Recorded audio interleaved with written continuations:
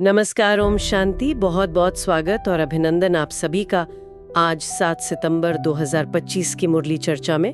तो आज प्यारे शिव बाबा ने नए वर्ष और नवयुग दोनों की मुबारक दी है एक साथ, मतलब दोहरी खुशी का आह्वान किया बाबा ने। हाँ बिल्कुल, नई साल का उत्सव तो है ही, पर बाबा देखिए तुरंत हमें उससे भी बड़ी खुशी की ओर ले जा रहे हैं। वो नया युग, सतयुग, जिसका हम सब कितनी बेसब्री से इंतजार कर रहे हैं। हाँ, बाबा मानो पूछ रहे हैं कि भाई नए साल के जश्न के साथ साथ क्या वो आने वाले सुनहरे सवेरे की वो आहट भी महसूस हो रही है। हाँ, और ये सवाल ये बहुत गहरा है। क्या वो अपनी नई दैवी ड्रेस, वो पवित्र दुनिया की छवि आंखों के सामने उतनी ही स्पष्ट है जितनी मान लीजिए नए साल की पार्टी की तैयारी? बाबा सिर्फ कैलेंडर बदलने की बात नहीं कर रहे हैं, बल्कि वो भीतर के कैलेंडर को, जीवन की दिशा को बदलने की बात कर रहे हैं। और यहीं पर बाबा एक बहुत महत्वपूर्ण सवाल उठाते हैं। देखिए पुराने साल को तो सब खुशी खुशी विदाई दे देते हैं, अलविदा कह देते हैं। हाँ, वो तो आसान है। हाँ, लेकिन क्या हम अपनी पुरानी दुनिया, यानी अपने वो पुराने संस्कार, आदतें, स्वभाव, व्यवहार, क्या इन सब को भी उतनी ही सहजता और खुशी से विदाई देने के लिए तैयार हैं? ये वाकई सोचने वाली बात है। पुराने साल से तो कोई मोह नहीं रहता, पर क्या वो पुराने मैं से, अपनी कमजोरियों से, माया के आकर्षण से क्या उतना ही वैराग्य है? बाबा ने पूछा भी है, कहीं माया से थोड़ा थोड़ा प्यार तो नहीं रह गया है? बिल्कुल बिल्कुल, यहीं से आज की मुरली का सार समझिए निकलता है।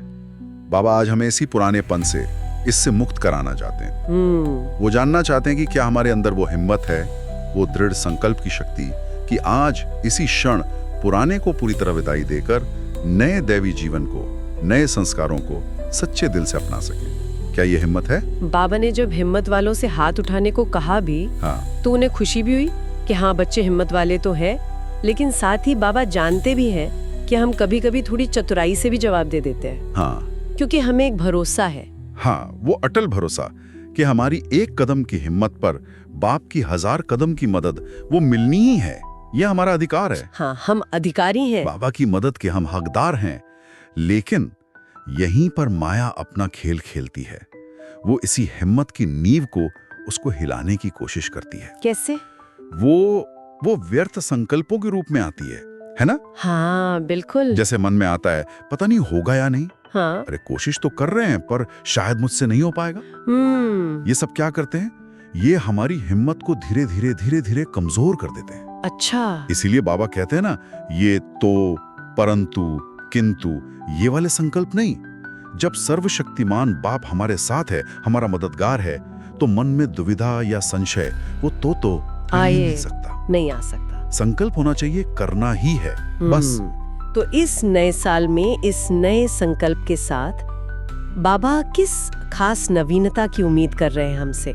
क्या करना है हमें? देखिए, बाबा चाहते हैं कि हम हिम्मत के पांव को इतना मजबूत बना लें, इतना पक्का कि हमारे कदम कभी डगमगाएं ही नहीं। वाह। माया भले अपना पूरा जोर लगाए, वो खुद हिल जाए, लेकिन हमारे निश्चय का पांव वो अचल अडोल रहे।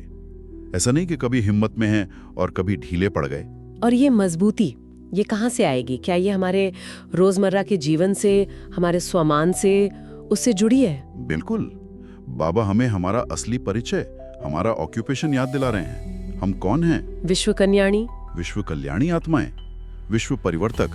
बाबा मीठी हंसी हंसते हुए मानो पूछ रहे हैं, क्या सचमुच हम पूरे विश्व के कल्याण का सोचते हैं, या बस अपने शहर, अपने सेंटर, अपने परिवार तक ही सीमित हैं? चाहे हम गांव में रहते हों या विदेश में, हमारा टाइटल तो विश्व कल्याणकारी है ना? ये तो बहुत बहुत बड़ी जिम्मेदारी है। ऐसा नहीं हो सकता कि हम कहें भाई 75% विश्व कल्याणकारी हैं, 25% की छूट है। हाँ, हमने तो जड़ प्रकृति तक को बदलने की चुनौती स्वीकार की है। बिल्कुल। तो क्या हम स्वयं को, अपने ही मन और संस्कारों को नहीं बदल सकते? क्या सोचती है शक्ति सेना, क्या सोचते हैं पांडव? बाबा पूछ रहे हैं हमसे। हाँ, ये आत्मचिंतन का विषय है। और जब बाबा लक्ष्य पूछते हैं तो स्वाभाविक रूप से हम सब क्या कहते हैं? बाप समान बनना है। हाँ, वही मंजिल है। बाबा भी यही चाहते हैं। और खासकर इस नए वर्ष में, जो बाबा के साकार में आने का 71वां वर्ष भी है, बाबा उम्मीद कर रहे हैं कि बच्चे अब कोई कमाल करके दिखाएं। सेवा के प्रोग्राम तो बहुत बनते हैं, सफलता भी मिलती है और बाबा खुश भी होते हैं कि बच्चों की मेहनत रंग ला रही है। हाँ, खुश होते हैं बाबा। लेकिन उस सेवा का अंतिम लक्ष्य क्या है? बाप को प्रत्यक्ष करना। पर आज बाबा इसमें एक बहुत महत्वपूर्ण कड़ी जोड़ रहे हैं। हाँ, वो ये कि बाप को प्रत्यक्ष करने से पहले स्व को प्रत्यक्ष करना होगा। अच्छा। जब हम अपने जीवन में बाप समान स्थिति को धारण करेंगे, हमारे चलन और चेहरे से वो दिव्यता झलकेगी, तब स्वतः ही बाप का परिचय मिलेगा। सही बात है। इसीलिए बाबा आज सबसे, शिव शक्तियों से, पांडवों से, टीचर्स से, मधुबन निवासियों से, सबसे एक वायदा ले रहे हैं। कौन सा वायदा? वायदा ये कि इस वर्ष करके दिखाना ही है, सिर्फ सोचना या कहना नहीं, बल्कि परिवर्तन को जीवन में लाकर दिखाना है। बाबा ने मधुबन वालों को तो खास इशारा किया कि उन्हें तो करना ही पड़ेगा। लेकिन बाबा ये भी स्पष्ट कर रहे हैं कि भाई ऐसा नहीं है कि माया आना बंद कर देगी। नहीं नहीं, वो अपना काम वो तो अंत तक करती रहेगी। बिल्कुल सही। माया का पार्ट है आना, हमारा पार्ट है उस पर विजय प्राप्त करना, उससे सीखना और आगे बढ़ना।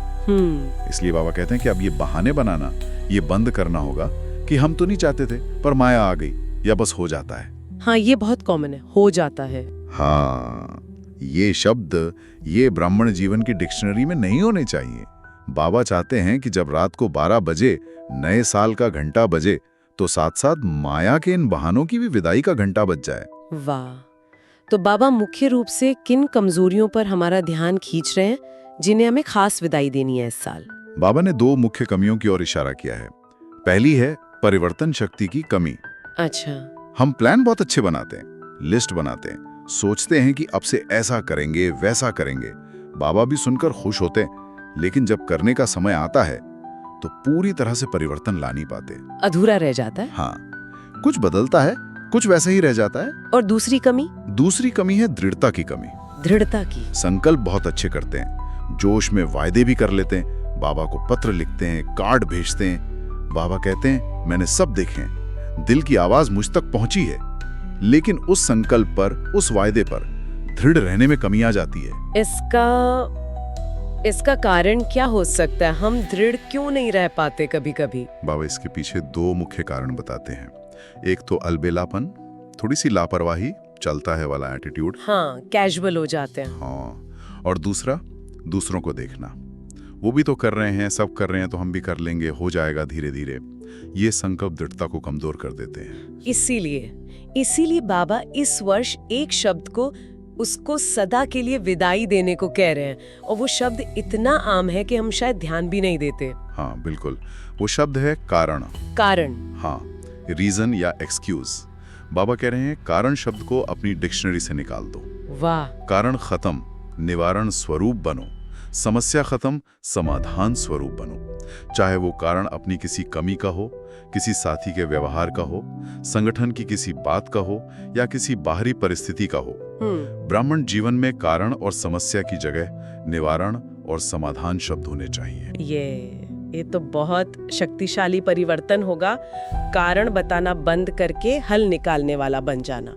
इसका मतलब है हमें बहुत परोपकारी और रहमदिल बनना होगा, है ना? बिल्कुल। अगर कोई कारण बन भी रहा है, चाहे हम स्वयं या कोई और, तो हमें परोपकारी और रहमदिल आत्मा बनकर शुभ भावना और शुभकामना रखते हुए सहयोग देना है और स्नेह लेना है। इस वर्ष का हमारा आंतरिक भाव ही यही होना चाहिए। श्रेष्ठ शुभ संकल्प, दृढ़ संकल्प और स्नेह सहयोग का संकल्प। अगर कोई हमें नेगेटिव दे रहा हो, तो कोई परिस्थिति नेगेटिव हो, तो उसे पॉजिटिव में बदलना है। जैसे हम दूसरों को कोर्स कराते समय ज्ञान के पॉइंट से उनकी नेगेटिविटी को पॉजिटिविटी में बदलते हैं, हाँ, वैसे ही अपने जीवन में आने वाली नेगेटिव बातों को पॉजिटिव में बदलना है। सबसे पहले तो स्वयं पर रहम करना है, खुद पर। हाँ, अपनी गलतियों पर खुद को कोसना नहीं, बल्कि दृढ़ता से उन्हें ठीक करना है। फिर ब्राह्मण परिवार पर रहम करना है। बाबा खास तौर पे क्रोध के बारे में भी कुछ कह रहे हैं, उसके बारे में क्या?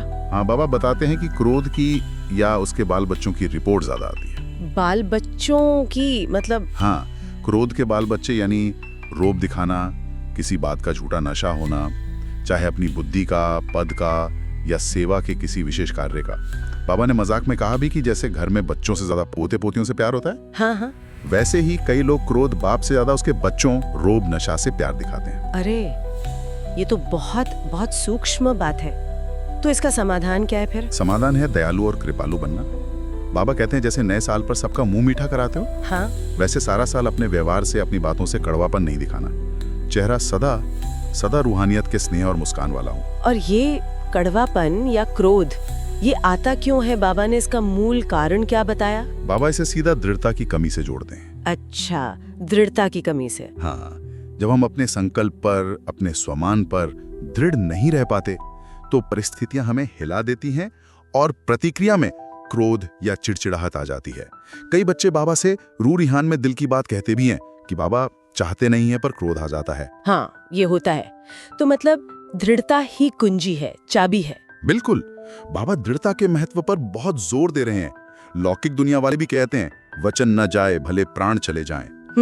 बाबा कह रहे हैं इसके लिए भले मरना पड़े अहंकार का, झुकना पड़े, निर्माण बनना पड़े, बदलना पड़े, सहन करना पड़े, लेकिन जो संकल्प लिया है, जो वायदा किया है, उस पर दृढ़ रहना है। और ये दृढ़ता ही यही सफलता लाएगी। निश्चित रूप से। बाबा कहते हैं दृढ़ता सफलता की चाबी है। ये चाबी हम सबके पास है, पर होता क्या है कि जरूरत के समय पर ये गुम हो जाती है, हम उसे इस्तेमाल करना भूल जाते हैं। जो दृढ़ रहता है वो हर कदम में सफलता मूर्त है। वाह। तो बाबा पूछ रहे हैं क्या विचार है? इस नए वर्ष में दृढ़ता और परिवर्तन शक्ति को अपना सदा का साथी बनाने के लिए तैयार हैं? तो बाबा का आह्वान बहुत स्पष्ट है, नवीनता लानी ही है, सिर्फ अपने में नहीं, बल्कि अपने साथियों के सहयोग से, और फिर विश्व के परिवर्तन के निमित्त बनना है। और ये नहीं सोचना कि ये काम तो बड़े करेंगे या पुराने करेंगे, हम तो नए हैं या छोटे हैं। नहीं नहीं, बिल्कुल नहीं। बाबा कहते हैं जिस बच्चे ने भी एक बार दिल से मेरा बाबा कहा, माना, वो उसी क्षण अधिकारी बन गया। उसी क्षण? हाँ। किस बात का अधिकारी? बाप की श्रीमत पर चलने का भी और बाप से सर्व प्राप्तियां लेने का भी। हर बच्चा निमित्त है। बाबा ने इसे और रोमांचक बनाने के लिए एक चैलेंज भी रखा है ना? हाँ, एक मीठा सा चैलेंज। बाबा ने कहा है कि जोन्स, मतलब विदेश और भारत के जो क्षेत्र हैं, वो आपस में प्रोग्राम बनाएं और देखें कि कौन सा जोन स्वयं को और अपने साथियों को परिवर्तन करने में नंबर 1 आता है। अरे वाह। और जो नंबर 1 आएगा उसे मधुबन से गोल्डन कप मिलेगा। ये प्रतियोगिता क्यों रखी बाबा ने? इसके पीछे क्या भाव है? इसके पीछे बाबा का गहरा रहम छिपा है। बाबा देख रहे हैं कि बच्चों के स्व परिवर्तन की गति वो थोड़ी धीमी होने के कारण विश्व परिवर्तन का कार्य भी ढीला हो रहा है। ओहो। और इसका परिणाम क्या हो रहा है? आत्माएं संसार में नए नए प्रकार के दुखों और अशांति का शिकार बन रही हैं। हाँ, ये तो दिख रहा है। बाबा बच्चों के दुख की पुकार सुनकर परिवर्तन की गति को तेज करना चाहते हैं। बाबा हमें याद दिला रहे हैं, मास्टर सुखदाता बच्चे, दुनिया में दुखियों पर रहम करो।